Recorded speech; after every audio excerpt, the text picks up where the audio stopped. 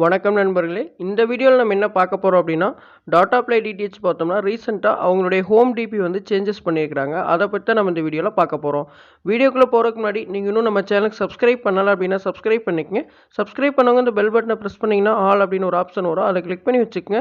அப்பதான் நான் போடக்கூடிய ஒவ்வொரு வீடியோ உங்களுக்கு நோட்டிஃபிகேஷன்ல வரும். வாங்க வீடியோக்குள்ள போலாம். டாடா ப்ளே டிடிஹெச் பார்த்தோம்னா, ரீசென்ட்டாவே அவங்களுடைய சேட்டலைட் அப்டேட்ல வந்து நெறைய மாற்றம் பண்ணிட்டு இருந்தாங்க. ரீசென்ட்டா கூட ஒரு நியூ டிபி டிரான்ஸ்பாண்டர் ஆக்டிவேஷன் பண்ணதுக்கப்புறம் ஹெச்டி சேனல்ஸ் பார்த்தீங்கன்னா நிறைய சேனல் ஆக்டிவேட் பண்ணியிருந்தாங்க. எக்ஸாம்பிளுக்கு விஜய் சூப்பர், ஜீ3 HD, star movie select HD. So இது போல நிறைய ஹெச்டி சேனல்ஸ் வந்து அவங்க லான்ச் பண்ணியிருந்தாங்க. அதே சமயம் இப்போ பார்த்தீங்க அப்படின்னா நியூவா ஒரு அப்டேட் பண்ணியிருக்கிறாங்க. அதாவது நம்ம Tata play new connection installation பண்ணும்பொழுது ஹோம் டிபி வந்து சேஞ்சஸ் பண்ணியிருக்கிறோம். இனிமேல் நியூ டிபி இப்போ நாங்கள் கொடுத்துட்டு இருக்கக்கூடிய இந்த டிபியில் செட் பண்ணி சிக்னல் எடுங்க அப்படிங்கிற ஒரு அனௌன்ஸ்மெண்ட்டை இங்கே சொல்லியிருக்காங்க. இது வரைக்கும் நம்ம எந்த டிபியில் செட் பண்ணி சிக்னல் பிடிப்போம் அப்படின்னா 11,510 ஹரிசாண்டல் 32,720 இந்த ஒரு டிரான்ஸ்பாண்டர் தான் நம்ம இதுவரைக்கும் நம்ம வந்து டாடா ப்ளே நியூ கனெக்ஷன் பண்ணணும் அப்படின்னா சிக்னல் பிடிச்சிட்டு ஸோ இந்த டிரான்ஸ்பாண்டரில் பார்த்தீங்கன்னா இனிமேல் நீங்கள் சிக்னல் பிடிக்கக்கூடாது. ஏன்னு கேட்டால் இந்த டிரான்ஸ்பாண்டரில் நீங்கள் மீட்டரில் சிக்னல் பிடிச்சிங்க அப்படின்னா கண்டிப்பாக பாதி சேனல் வந்து ஃப்ரீஸ் ஆகும். ஆனால் இதில் பார்த்தீங்கன்னா உங்களுக்கு சிக்னல் வரும் 70.75 உங்களுக்கு சிக்னல் வரும். ஆனால் நீங்கள் செட்டாப் பாக்ஸை கனெக்ட் பண்ணதுக்கப்புறம் பாலிமர் குரூப்பு, ராஜ் குரூப் இதெல்லாம் பார்த்தீங்கன்னா ஸ்டில் ஆகும். Sun TV, Vijay TV, Zee Tamil இதெல்லாம் வந்துடும்.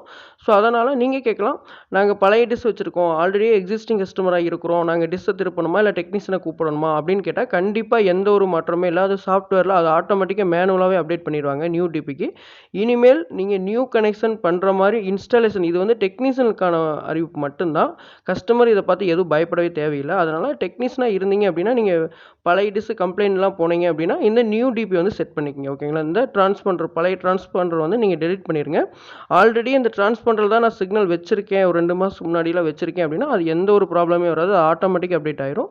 இப்போ நியூ டிபி பார்த்தோம்னா அதே ஜிசாட் சேட்டலைட் 83 டிகிரியில் தான் ஒர்க் ஆகிட்டு இருக்கு.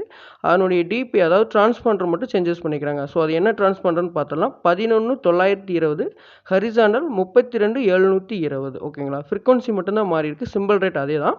ஸோ அதனால் இந்த டிபி வந்து நீங்கள் செட் பண்ணிக்கங்க. ஓகேங்களா? இது வந்து உங்களுக்கு வந்து ஹெச்டி பாக்ஸ் எல்லா எஸ்டி பாக்ஸ் எல்லாத்துக்குமே காமனாக இந்த டிபியில் தான் எடுக்க சொல்கிறாங்க. அடுத்து நீங்கள் சூப்பர் எல்என்பி போடுறீங்க அப்படின்னா கண்டிப்பாக அதுக்கு ஒரு டிபி ஸ்பெஷல் டிபி மாதிரி கொடுத்துருக்குறாங்க. 11,690 ஹரிசாண்டல் 32,720.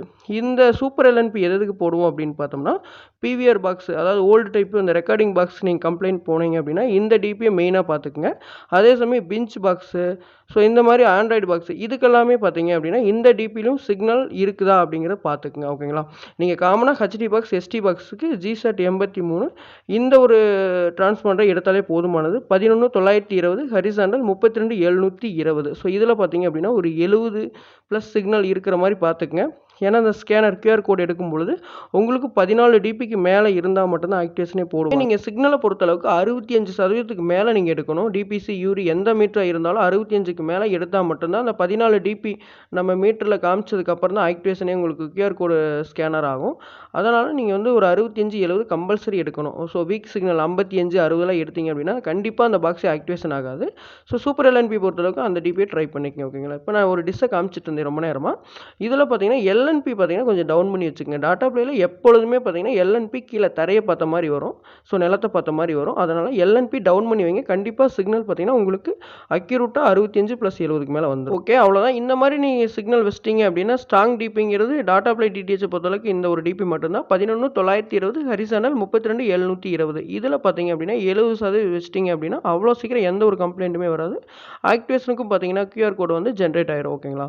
ஸோ அடுத்து பார்த்தோம்னா பாக்ஸை கனெக்ட் பண்ணிடலாம். பாக்ஸை கனெக்ட் பண்ணோன்னே இந்த மாதிரி லாங்குவேஜ் ஃபஸ்ட் டைம் செட்டப் கேட்கும். இதில் வந்து உங்கள் டாடா ப்ளே ரிமோட்டில் ஓகே பட்டன் இல்லைன்னா செலக்ட் பட்டன் இதை மட்டும் நீங்கள் ஓகே பண்ணிகிட்டே இருங்க. வேறு எந்த ஆப்ஷனையும் ஓகே பண்ணாதீங்க. இதை ஓகே பண்ணிங்கன்னா அடுத்து பார்த்தீங்கன்னா ரெசல்யூஷன் வரும். இதில் பார்த்தீங்கன்னா டிஃபால்ட்டாக இருக்கிறது 1080p அதே கொடுத்துருங்க. நீங்கள் எதுவுமே சேஞ்சஸ் பண்ண வேணாம். ஸோ அடுத்தும் பார்த்தீங்கன்னா ஓகே பட்டனே ப்ரெஸ் பண்ணுங்கள்.